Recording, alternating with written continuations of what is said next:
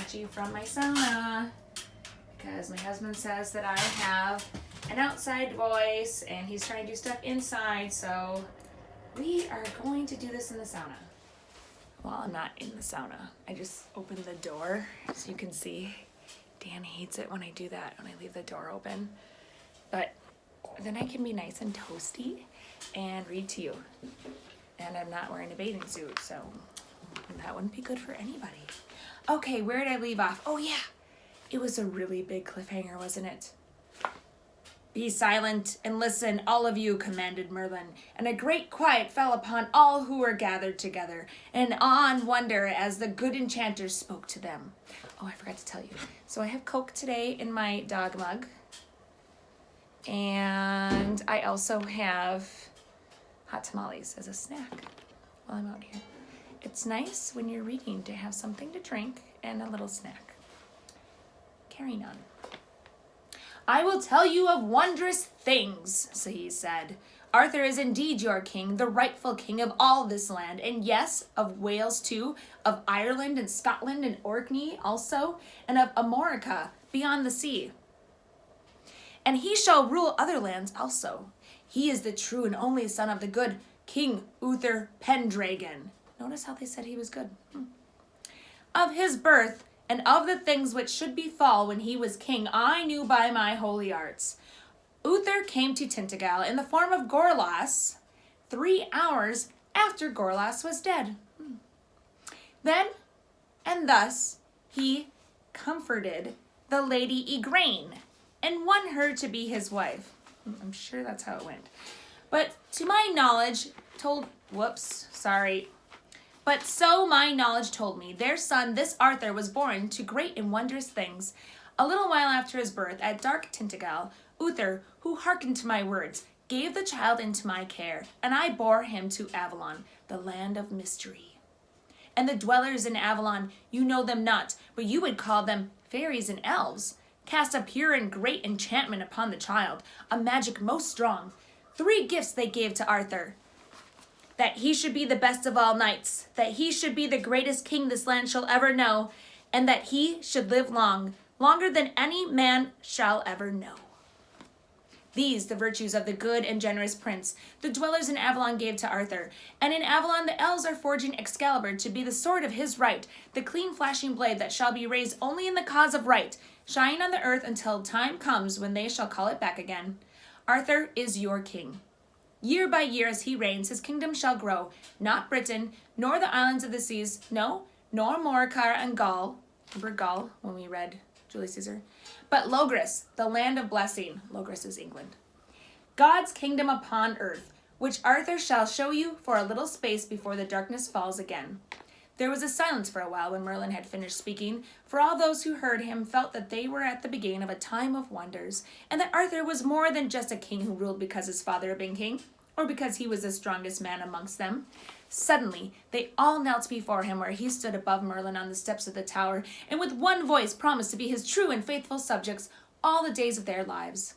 Then the archbishop set the crown upon Arthur's head, and the people cheered him once more, and this was the real beginning of his reign. Tomorrow we will begin to collect our forces, said King Arthur, and when all are gathered together, we march to the north and to the east to do battle with the Saxons and drive them out of Britain. Then we shall build castles and set guards along the coast so that never again may they invade us.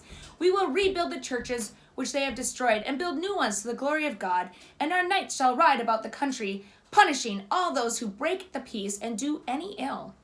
And if any man or woman, be he or she the greatest or the least of my subjects, be in any trouble or have complaint against any man, let them come to me. And never shall their sorrow go uncomforted, and their wrong unrighted. Sorry. That's kind of one of the codes of chivalry right there. King Arthur feasted that day in the great castle of Caerleon. I just like that word. But before ever the feast was ended, there befell the first of the marvelous adventures that were to happen in the wonderland of Logris during his reign. Suddenly, into the courtyard there rode a young squire, leading another horse, across the saddle of which lay the body of a knight, but newly slain. Interesting. Vengeance, Lord King, cried the squire, when Arthur came from the hall to learn what this might mean. Give me vengeance! Here lies Sir Miles, dead upon his steed. As goodly a knight and as brave as any in the land. In the forest not many leagues from here, King Pellinore has set up his pavilion beside the high road by a well of fresh water, and he goes about to slay all knights that pass this way. Wherefore I pray that my master be honorably buried, and that some knight ride out to avenge his death.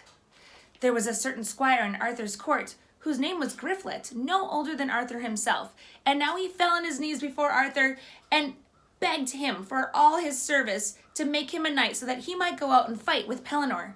You are not old enough yet for such a battle, said King Arthur, nor have you grown great enough in your strength. Yet make me a knight, begged Griflet. My lord, said Merlin quietly to Arthur, it were a great pity to lose Griflet, for he would be a passing good knight when he comes of age, and would be your faithful knight all his life. Pellinore is the strongest man in the world, now bearing arms, and surely Griflet will be slain if they come to sword strokes. King Arthur nodded, and turned again to his young squire. Griflet, he said, kneel, and I will make you a knight according to your wish.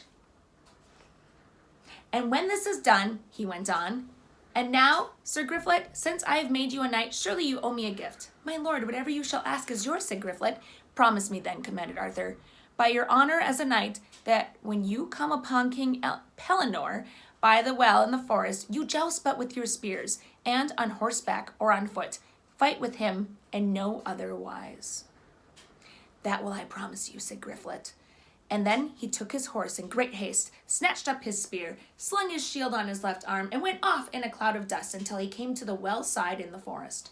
And there he saw a rich pavilion, and before it a horse ready saddled and bridled, and at the side a tree on which hung a shield painted in bright colors, and by it a great spear. Sir Griflet hit the shield with the butt of his own spear so hard that it came clattering to the ground, and King Pellinore came out of the pavilion, a tall, strong man, as fierce as a lion. Sir Knight, he cried, why smote you down my shield? I love that word, smote. Sir, for that I would joust with you, answered Griflet. It were better that you did not, said King Pellinore. You are but a new young knight, and not so strong as I. In spite of that, I will joust with you, repeated Griflet. Well, this is by no desire of mine, said King Pellinore, as he buckled on his armor. But let things fall as they must. Whose knight are you? Sir, I'm one of King Arthur's court, cried Griflet. And with that, they rode away in either direction along the road, and then turned their horses, set their spears in rest, and galloped at one another as hard as they could. Sir Griflet's spear struck the shield of King Pellinore and broke all to pieces. But King Pellinore's spear went straight through Griflet's shield, deep into his side, and there broke off short. And Sir Griflet and his horse fell upon the ground. That's not good. King Pellinore came and bent over Sir Griflet, who lay still where he had fallen, and unloosened his helmet. Well, this was a brave youth, he said, and if he lives, will be a mighty knight. Then he placed Griflet across the saddle, and the horse galloped back to Caerleon with none to guide it. Arthur was very wroth when he saw how badly hurt was Sir Griflet, and at once he put on his own armor, closed the visor of his helmet so that no one could see his face, and with spear in hand rode hard into the forest to be revenged upon King Pellinore. But on his way he found 3 robbers attacking Merlin, and they seemed like to beat him to death with great clubs. Fly, churls, cried Arthur, riding at them furiously, and the 3 cowards turned and fled when they saw the knight charging at them. Ah, Merlin, said Arthur, for all your wisdom and your magic, you would have been murdered in a few minutes if I had not come to your rescue. Not so, answered Merlin, smiling his mysterious smile. Easily could I have saved myself had I willed it. It is you who draw near to your death, for you go towards it in your pride, if God does not aid you. What other character have we read this year that their fatal flaw was pride? I'll ask you guys that on a Google Doc. But Arthur would not take heed of Merlin's wisdom, and rode fiercely on until he came to a rich pavilion by the well, and there sat King Pellinore upon his great war horse, waiting for him. Sir Knight, cried Arthur, why stand you here fighting and striking down all the knights who ride this way? It is my custom to do so, answered Pellinore sternly. And if any man should make me change my custom, let him try at his peril.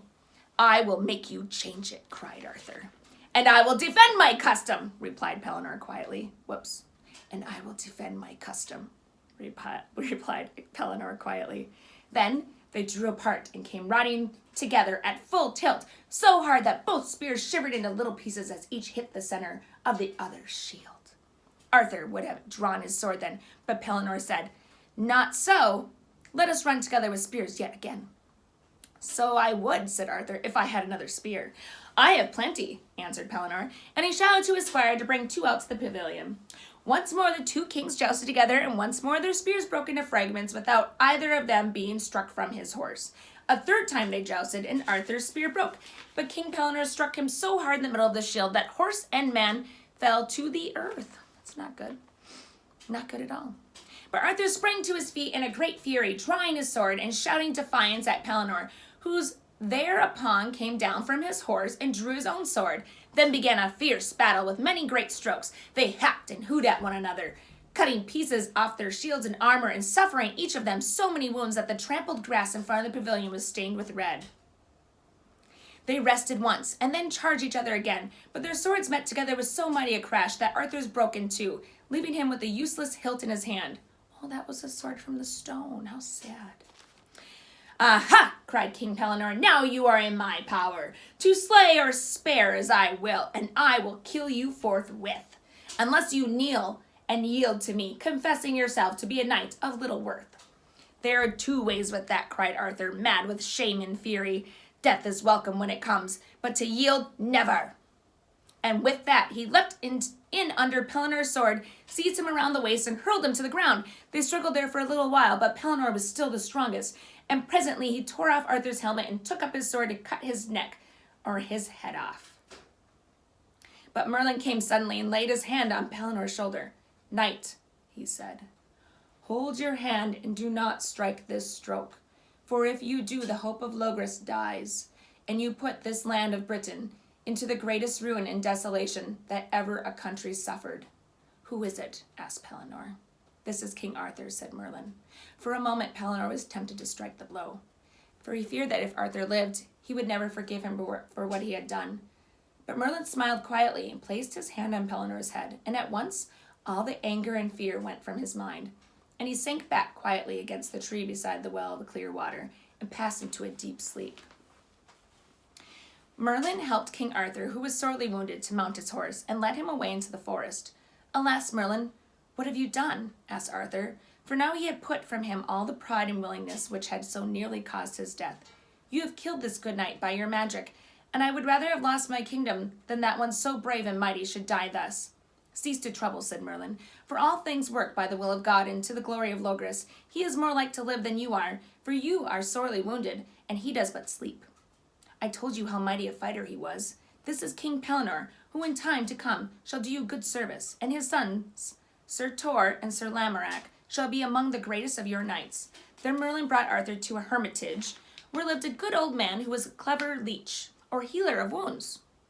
And in 3 days he was nearly cured, and could ride once more to fight as strong as ever. "Alas," said Arthur, as they rode through the forest, "now I have no sword." "Oh, let not that trouble you," said Merlin. "There was no virtue in the sword which is lost. It has served its purpose. But near here your own sword awaits you. It was made in Avalon by fairy craft, made for you alone until you must return it, ere you journey to Avalon yourself. It is called Excalibur, and none may stand against its stroke, and with it you shall bring freedom and peace to Logres. This is the hour appointed when Excalibur shall be placed in your hand. For now you will grasp its hilt in all humility, and draw it only to defend the right." All right, kids. I can only put 15 minutes on YouTube at a time, and I have a few more pages left, so I'm going to have to stop here for today. The exciting conclusion of the 2 swords will happen tomorrow. Until then, ta-ta.